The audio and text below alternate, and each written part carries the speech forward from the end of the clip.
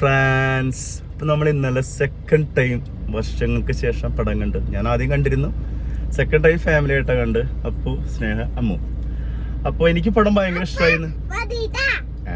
എനിക്ക് പടം ഭയങ്കര ഇഷ്ടമായെന്ന് ഞാൻ പറഞ്ഞിരുന്നു. അപ്പോൾ എൻ്റെ ഫാമിലിയുടെ അഭിപ്രായം കേൾക്കാം. അപ്പോൾ എന്താണ് പടത്തിനെ കുറിച്ചുള്ള അഭിപ്രായം?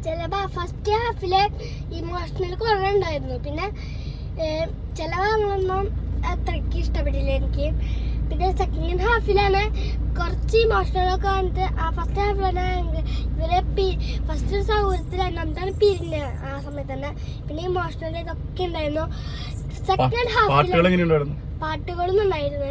സെക്കൻഡ് ഹാഫിലാണ് ഇവർ വയസ്സായിട്ട് അഭിനയിച്ചതൊക്കെ പിടിച്ചത്. ഇവിടെ പുതിയ പടം തുടങ്ങിയതൊക്കെ നന്നായത്. ജാൻ ശ്രീനിവാസിന്റെ അഭിനയം എങ്ങനെയുണ്ട്? അത് കുഴപ്പമൊന്നുമില്ല. നിവിൻ പോളിയുടെയോ? നന്നായിട്ടുണ്ട്. അതിനൊക്കെ ഇഷ്ടപ്പെട്ട പടം മഞ്ഞുമൽ ബോയ്സ് അവൾക്ക് ഇഷ്ടപ്പെട്ടു. സ്നേഹയുടെ അഭിപ്രായം എന്താ പടത്തിനെ കുറിച്ച്? ഇതുപോലെ ഈ പടം ഫിലിം നന്നായിട്ടുണ്ട്. പെർഫോമൻസുകളൊക്കെ ഇഷ്ടപ്പെട്ടതില് എല്ലാവരും പെർഫോമൻസ് ചെയ്യുന്നു.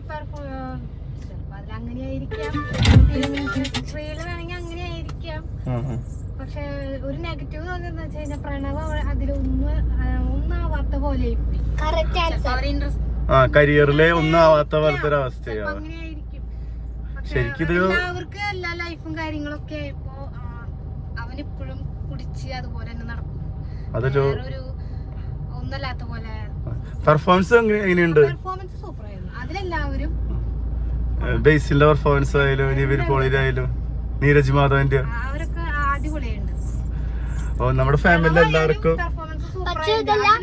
നിവിൻ പോളി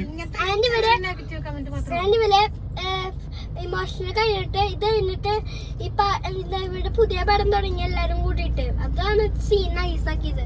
പിന്നെ നമ്മുടെ പ്രണവ് വയലിന്റെ ഈ ഇങ്ങനെ അത് കുറച്ചും കൂടി ഹൈലൈറ്റ് ചെയ്യണ്ടായിരുന്നു.